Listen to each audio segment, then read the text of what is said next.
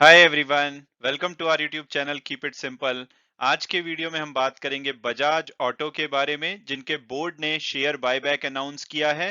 तो आज के वीडियो में हम इस टॉपिक को डिटेल में डिस्कस करेंगे और ये भी बात करेंगे कि क्या बायबैक की न्यूज़ के बेसिस पे आपको बजाज ऑटो के शेयर मार्केट से खरीदने चाहिए या नहीं। और आगे बढ़ने से पहले अगर आपने अभी तक चैनल को सब्सक्राइब नहीं किया तो प्लीज सब्सक्राइब करके हमें मोटिवेट कीजिए। तो सबसे पहले अगर बात की जाए कि भाई बजाज ऑटो आखिरकार करती क्या है, तो बजाज ऑटो बजाज ग्रुप की एक फ्लैगशिप कंपनी है। बजाज ग्रुप आप डेफिनेटली जानते होंगे क्योंकि ये भारत के टॉप जो बिजनेसेस हाउसेस हैं उसमें से एक है। इनके बहुत सारे बिजनेसेस हैं, जैसे आपको बजाज ऑटो इसमें दिखेगा। इसके अलावा Bajaj Finserv, Bajaj finance, Bajaj alliance, Bajaj electricals, इस तरह के बहुत सारे बिजनेसेस हैं जो कि बजाज ग्रुप के अंतर्गत आते हैं। और अगर स्पेसिफिकली बजाज ऑटो की बात की जाए तो ये थ्री व्हीलर और टू व्हीलर के मामले में दुनिया की फोर्थ लार्जेस्ट मैन्युफैक्चरिंग कंपनी है। और थ्री व्हीलर के मामले में तो ये दुनिया की लार्जेस्ट मैन्युफैक्चरर है। 2007 में इन्होंने जो ऑस्ट्रियन एक जो मोटरसाइकिल मेकिंग कंपनी है केटीएम, उसमें 14% स्टेक एक्वायर किया था और आज की डेट में इनकी 48% की हिस्सेदारी है केटीएम में। और अगर इनके रेवेन्यू की बात की जाए तो इनका जो सिग्निफिकेंट रेवेन्यू है वो एक्सपोर्ट से आता है, क्योंकि ये 70 से ज्यादा कंट्रीज में जो अपने टू व्हीलर और थ्री व्हीलर हैं वो एक्सपोर्ट करते हैं। और अब अगर बात की जाए कंपनी के शेयर बायबैक के बारे में, तो बजाज ऑटो का जो बोर्ड है उन्होंने आज यानी कि मंडे को अनाउंस किया है कि अपने जो एग्जिस्टिंग शेयर होल्डर हैं, जिसमें प्रमोटर और प्रमोटर ग्रुप शामिल नहीं है, उनसे अपनी कंपनी के शेयर्स को बायबैक करेंगे। और मैक्सिमम जो शेयर्स बायबैक किए जाएंगे वो 2500 करोड़ रुपए के किए जाएंगे। ये मैक्सिमम साइज है, हो सकता है कि जो एक्चुअल बायबैक हो वो इससे थोड़ा कम किया जाए। तो ये अपने शेयर होल्डर को एक शेयर के लिए कितने पैसे देंगे, तो मैक्सिमम जो ये अपने शेयर होल्डर को पैसे देंगे बायबैक के लिए वो 4600 है। यानी कि या तो 4600 रुपए या इससे कम पे ये कंपनी के शेयर को बायबैक करेंगे। और ये जो बायबैक है ये ओपन मार्केट रूट के द्वारा किया जाएगा।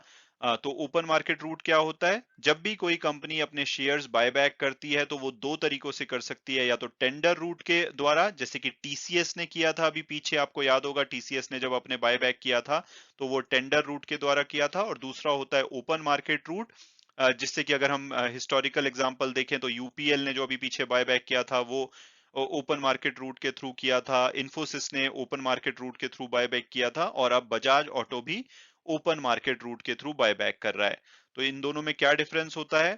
तो जो कंपनी की total paid up share capital और फ्री रिजर्व होते हैं लास्ट ऑडिटेड बैलेंस शीट के हिसाब से, जो कि इनकी 31 मार्च 2022 है बजाज ऑटो के केस में, तो अगर वो स्टैंड अलोन और कंसोलिडेटेड बेसिस पे 15% से कम है, मतलब जो बायबैक का अमाउंट है वो 15% से कम है पेड अप शेयर कैपिटल और फ्री रिजर्व के अमाउंट से, तो ओपन मार्केट रूट के द्वारा बायबैक किया जा सकता है।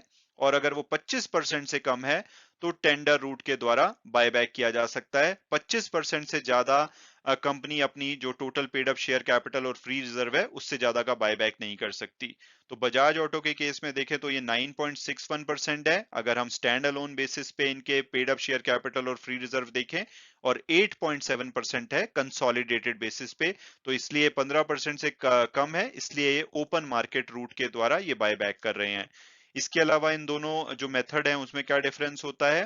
तो टेंडर रूट में बायबैक का जो प्राइस है वो फिक्स होता है, जैसे कि टीसीएस ने 4500 रुपए के रेट पे बायबैक किया था। लेकिन जो ओपन मार्केट रूट होता है इसमें कई बार जो कंपनी है बहुत बार अपने एग्जिस्टिंग शेयर होल्डर से डिफरेंट डिफरेंट प्राइस पे शेयर्स उठाती है, जैसे उनको लगता है कि अभी जो शेयर की वैल्यू है ठीक ठाक है, तो वो शेयर्स खरीद लेती है। तो धीरे धीरे करके शेयर लिए जाते हैं, तो एक्चुअल जो प्राइस है वो इसमें वेरी करता है। और जो टेंडर रूट होता है उसमें जो एक रिकॉर्ड डेट डिसाइड की जाती है कंपनी के द्वारा, उस दिन जो भी शेयर होल्डर होते हैं सिर्फ वही पार्टिसिपेट कर सकते हैं। लेकिन ओपन मार्केट रूट के द्वारा कोई भी शेयर होल्डर पार्टिसिपेट कर सकता है। यानी कि अगर आपके पास रिकॉर्ड डेट को शेयर नहीं है, बाद में आप खरीदते हैं, क्योंकि इसमें कोई रिकॉर्ड डेट भी नहीं होती, तो कभी भी आप शेयर खरीदते हैं और कंपनी डिसाइड करती है कि भाई अभी मार्केट कंडीशन ठीक है, तो वो आपके शेयर को बायबैक कर सकती है।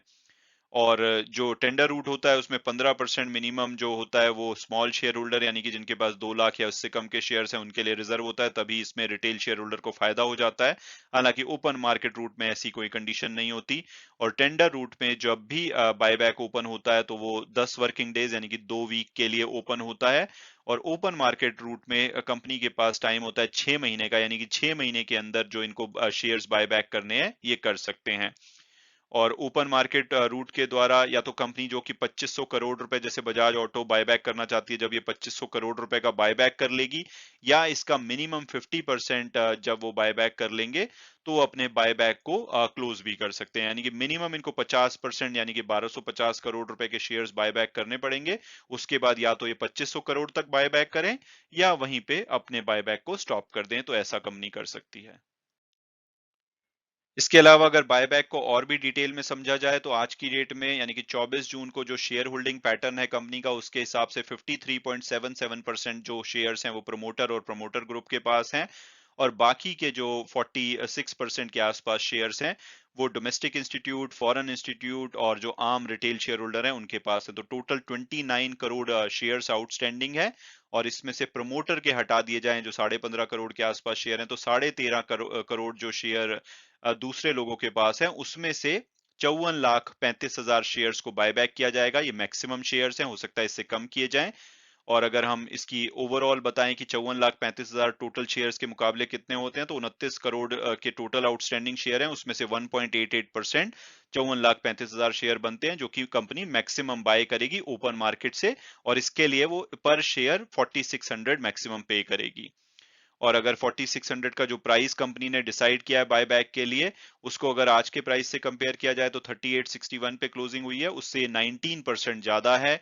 और ऑलरेडी इनका जो शेयर है 1 जनवरी के बाद लगभग 19% बढ़ गया है, तो 1 जनवरी के हिसाब से ये लगभग 38% का प्रीमियम दे रहे हैं। हालांकि सारे जो बायबैक किए जाएंगे वो 4600 पे नहीं किए जाएंगे, हो सकता है कि अभी कुछ बायबैक कर लिया जाए क्योंकि अभी 3800 3900 चल रहा है, और थोड़े से बायबैक कुछ समय के बाद किए जाएं, तो ओवरऑल मैक्सिमम 4600 पे करेगी, बट ज्यादातर शेयर इससे कम प्राइस में ही कंपनी बायबैक करेगी। और इस बायबैक को करने के लिए कंपनी के पास अभी कैश और कैश इक्विवेलेंट की बात की जाए तो 19,090 करोड़ है डिविडेंड पे आउट के बाद। ये मार्च 2022 का नंबर है, तो इसमें से 2500 करोड़ रुपए कंपनी यूज करेगी मैक्सिमम बायबैक के लिए। तो बायबैक कैसे किया जाएगा, तो अगर कंपनी सभी शेयर्स जो भी बायबैक करना चाहती है वो 4600 रुपए के प्राइस पे करती है, तो टोटल 54,34,782 शेयर्स बायबैक किए जाएंगे। और अगर कंपनी इससे सस्ते में करती है, जो कि मोस्ट प्रोबेबली करेगी, तो कुछ शेयर्स अगर 4600 से कम पे किए जाते हैं तो नंबर ऑफ शेयर्स बढ़ जाएंगे, लेकिन ओवरऑल जो मैक्सिमम वैल्यू रहेगी उनकी 2500 करोड़ का बायबैक ही रहेगी। हालांकि ये मैक्सिमम अमाउंट है, मिनिमम जो कंपनी बायबैक करेगी वो 1250 करोड़ यानी कि जो 50% of the total buyback amount है वो करेगी। तो अगर इसको 4600 रुपए के हिसाब से किया जाता है तो 27,17,392 करोड़ शेयर तो मिनिमम कंपनी बायबैक करेगी। हालांकि इससे थोड़े से ज्यादा ही बायबैक किए जाएंगे। और इसके अलावा ओवरऑल कितने शेयर्स बाय बैक करेंगे, क्योंकि ये ओपन मार्केट रूट के द्वारा किया जाएगा तो उसको अभी गेस कर पाना मुश्किल है। जब ये बायबैक कंप्लीट हो जाएगा तब कंपनी इंफॉर्मेशन शेयर करेगी कि भाई इन्होंने कितने शेयर एक्चुअल में बायबैक किए हैं। और अब अगर बात की जाए कि भाई इस बायबैक की न्यूज के बेसिस पे अगर हमारे पास बजाज ऑटो के ऑलरेडी शेयर्स हैं तो हमें क्या करना है, तो क्योंकि ये ओपन बायबैक किया जा रहा है ओपन रूट के जरिए, तो आपको कुछ टेंडर नहीं करने, जैसे टीसीएस के केस में अगर आपने किए होंगे वैसा आपको कुछ नहीं करना। तो कंपनी जब भी जाएगी मार्केट से किसी के भी शेयर्स बायबैक कर लेगी, तो आपको स्पेसिफिकली नहीं पता लगेगा कि आपके शेयर्स बायबैक किए गए हैं या नहीं किए गए।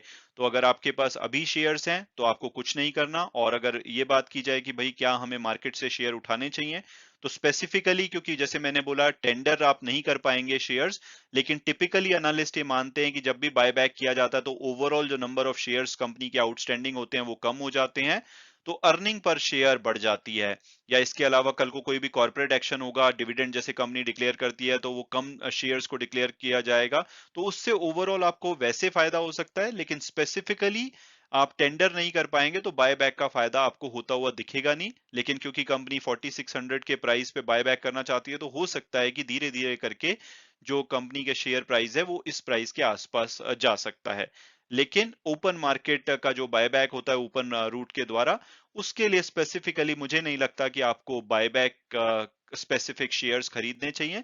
हालांकि अगर आपको कंपनी में वैसे विश्वास है तो आप इनके शेयर खरीद सकते हैं। तो उसके लिए अगर हम डिस्कस करें तो कंपनी की अगर पास्ट परफॉर्मेंस देखी जाए तो पिछले 1 साल में इन्होंने 8% की नेगेटिव रिटर्न दी है। हालांकि 1 जनवरी के बाद इनका शेयर 19% भागा है। और 10 मई को जो एमके ग्लोबल है, उन्होंने इसका जो टारगेट प्राइस है 4350 दिया था, और टिकर टेप के प्रेडिक्टिव एनालिसिस के हिसाब से इसका जो एवरेज टारगेट प्राइस है वो 4050 आता है। हायर साइड पे लगभग 5200, लोअर साइड पे 3275। जो आज की क्लोजिंग हुई है वो 3861 पे हुई है, तो उस हिसाब से तो ये अपने एवरेज प्राइस से थोड़ा नीचे पे अवेलेबल है। और अगर इसके फंडामेंटल और पीयर्स एनालिसिस को देखा जाए तो एक लार्ज कैप कंपनी है, 1,11,000 करोड़ का मार्केट कैपिटलाइजेशन है। पी और पीबी रेशो के हिसाब से ये काफी कॉम्पिटिटिव है, अपने जो भी कॉम्पिटिटर है उनके मुकाबले इनका वैल्यूएशन अट्रैक्टिव लगता है, रिटर्न ऑन इक्विटी काफी अच्छी है, डेट फ्री कंपनी है, प्रॉफिटेबल कंपनी है। तो ओवरऑल कंपनी वैसे अच्छी लगती है। तो बायबैक को ध्यान में ना रखते हुए वैसे अगर आप ऑटो सेक्टर में थोड़ा बहुत इन्वेस्ट करना चाहते हैं तो आप इसमें कर सकते हैं। तो करंट प्राइस पे या किसी भी गिरावट पे आप इसको ले सकते हैं।